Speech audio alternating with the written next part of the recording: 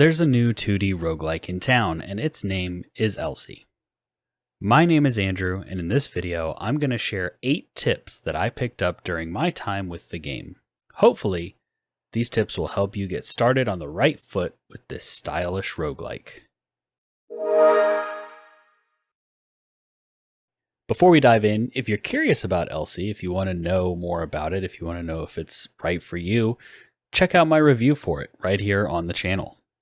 Alright, now let's dive into the tips. Tip number 1. Find a playstyle that works for you and look for abilities that fit that. Because Elsie is a roguelike game, your abilities and upgrades and things that you get during each run will be randomized. However, there is a finite amount of them, and different ones work with each other to create synergies that will boost specific playstyles. If you like to do critical damage, if you like to generate fireflies to attack your enemies, if you like to generate drones to help you attack your enemies, if you want to boost your health so that you can just tank a bunch of damage. These are all things that you want to think about as you go into runs, and then try to pick a core idea and focus your build on that per run. That will work out a lot better for you as opposed to grabbing a variety of different abilities that all seem kind of cool and interesting but don't actually mesh together. Tip number 2. Don't forget to use your special attacks, or as they're called in Elsie, spells. I myself forgot to do this constantly, and I would kick myself when I did, because the basic spells you start out with are pretty useful. You get a big beam of energy that can just cut through a line of enemies, and that can be very helpful when facing multiple enemies or facing a boss. As you play the game, you're going to unlock more of these spells, and certain upgrades and abilities that you find on your runs will be tailored to these abilities, either giving you other benefits for using them, or buffing them or making them cheaper and more frequent to use. So don't forget about them like I did. Tip number 3. Be aggressive and keep moving. Elsie is a fast-paced game that takes some inspiration from bullet hell and shoot-'em-up type games. And what that means is that there are going to be all sorts of projectiles and enemies coming your way at all times. And you have a dash, use it. You're fast, use that to your advantage. This game rewards you for being aggressive, staying on the move, and getting in the enemy's face. This is not one of those games where you want to try to hide behind cover and choose your shot and snipe the enemies. This is much more about staying moving, taking a few hits here and there, but then recovering them with drops from the enemies or items that you pick up. Tip number 4. Be sure to spend your currency at the wharf between runs. The wharf is your hub, and this is where you go anytime you complete a run or anytime you die. And at the wharf, you will unlock different vendors, different side characters that will allow you to buy food that you can use as buffs for your runs, buy new items and new weapons, unlock permanent upgrades, unlock things in each of the levels that you can use to upgrade Elsie, whether it be her health or other stats, or find new weapons and abilities and be able to then upgrade the weapons and abilities.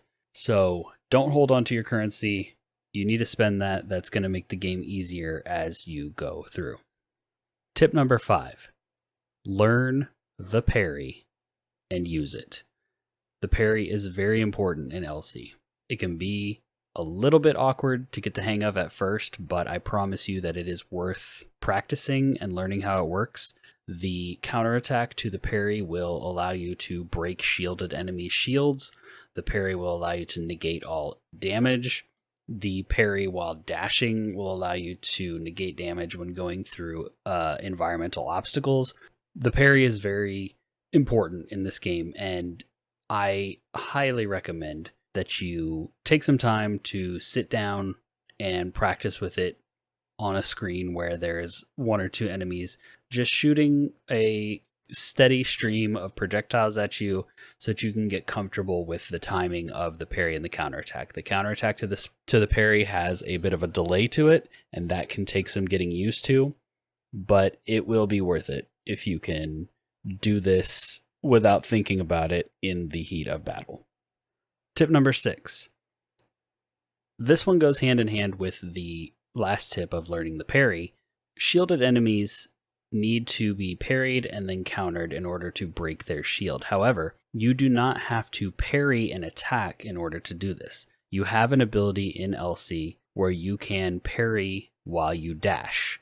So you dash, you hit the parry button, and then you're able to counter. This is what I use to get past these annoying shielded enemies 9 times out of 10. It can be annoying in the heat of battle to wait for them to shoot something at you and then try to counter it while other enemies are also shooting at you. So all you need to do is get up on them, dash, and then parry in your dash. Do a dash parry, and that will also break the shield. Once I knew this, I never looked back.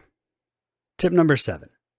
This tip is a bit more about your mentality when approaching games like this. This tip is more for people who are new to roguelikes or other games that have this sort of cyclical structure. Embrace dying. That is part of the game. Just because you die, just because that run ends, doesn't mean that it was pointless or that you failed. This gives you the opportunity to go and spend your currency. It gives you the opportunity to try again with different abilities, different weapons, and find something that works for you. It gives you the opportunity to learn the game better. It is the whole point of roguelikes and Souls-likes and some of these other games where dying and trying again is integral to the gameplay loop.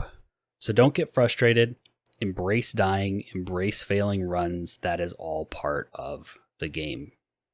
And tip number 8. This is the last tip that I have for you in this video. There are accessibility settings in Elsie. There are just general game settings, but there are also accessibility settings, and you should not be ashamed or afraid to use them. Whether you use them to tweak the look of the game, put some outlines around your character, some outlines around the enemies, whether you throw on full-on invincibility just so you can have a power fantasy and blast your way through the game. That's totally viable. Games are meant to be fun. So if you're struggling with the gameplay in this game, but you really like the music, you really like the art style, you really like the vibe, you want to see how the story ends, don't let anybody tell you that there's anything wrong with checking out some of the settings and playing it your way. That is totally valid, and video games are meant to be fun. So those are the tips that I have for Elsie currently. I've really been having a lot of fun with this game. I enjoy it quite a bit. I hope that you also are enjoying it. Hopefully you're watching this video because you gave it a shot and you wanted to try it out and you're having a good time.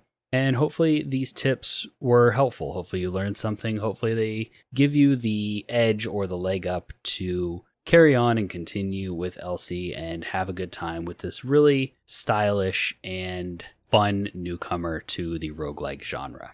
Well, that is all I have for this video. If you found it helpful, please leave a like and consider subscribing to the channel. We would really appreciate it. That's all for now. Stay friendly, gamers.